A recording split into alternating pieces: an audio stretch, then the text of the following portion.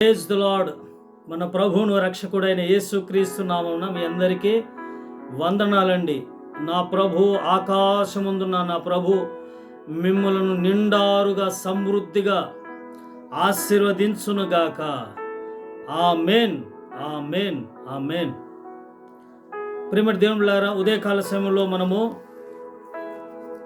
దేవుని వాక్యాన్ని ధ్యానించే ముందు ఏమని ప్రార్థన చేసుకున్నారా?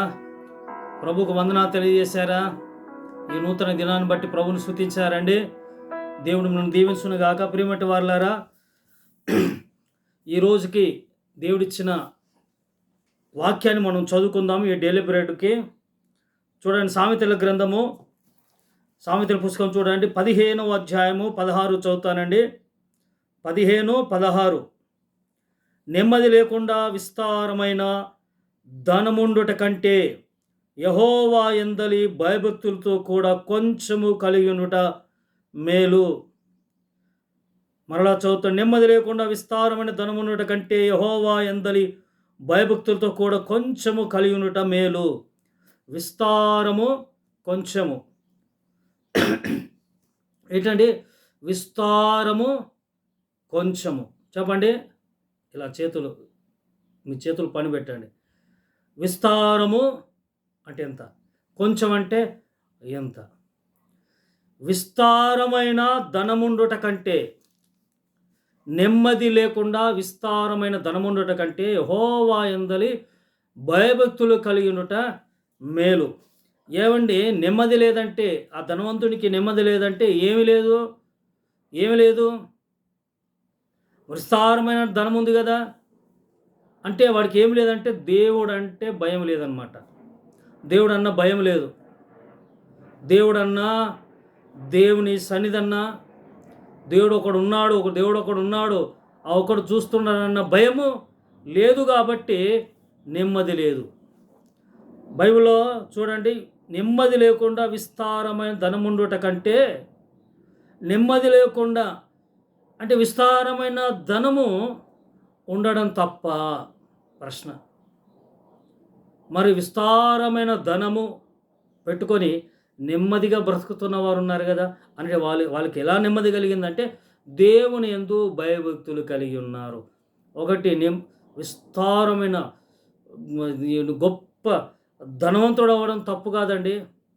ఏమని వింటున్నారా? ధనవంతులు అవ్వడం తప్పు కాదు. విస్తారమైన ధనం ఉండడం తప్పు కాదు. లక్షలు, కోట్లు ఉండడం తప్పు కాదండి. తప్పేంటంటే దేవుని యందు భయభక్తులు లేకపోవడమే తప్పు.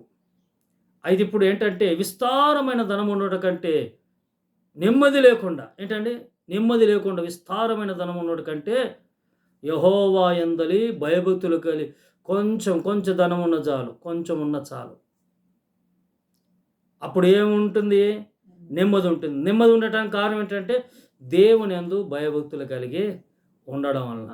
కాబట్టి ఉదయకాల సమయంలో ప్రేమటి వర్లారా, భక్తుడంటే సొలొమోను రాస్తూ ఏమంటున్నాడు? విస్తారమైన ధనము తప్పు కాదు, కానీ నెమ్మది లేదు. ఈ రోజుల్లో నెమ్మది లేదు. జస్ట్ కొన్నాళ్ళ క్రితము ఓ పెద్ద ఆయన రేమండ్ అధినేత, ఏమండి మీరు చూసి ఉండొచ్చు, తనను కన్న కొడుకులు వెలివేశారు. ముద్దకు నోచుకోవట్లేదంట. ఒక దీనుడు, దిక్కు లేని వాడిగా, ఒంటరిగా ఆ ఫోటోలు చూస్తూ ఉంటే నాకెంతో ఏడుపు వచ్చేసింది, బాధపడిపోయాను. మరి రేమండ్ అంటే ఏంటండి? రేమండ్ అంటే క్లాత్ అండి, గుడ్డ. రేమండ్ అంటే షోరూమ్. రేమండ్ అంటే ఎంత పేరు, వివివేప్స్ వాడతారు కదండి. అంత గొప్పోడికి చివరికి మరి అంత విస్తారమైన ధనం ఉంది కదా అని అంటే నెమ్మది లేదు. పరిస్థితులు ఎలా అయిపోయి చూడండి, సమాధానం లేదు.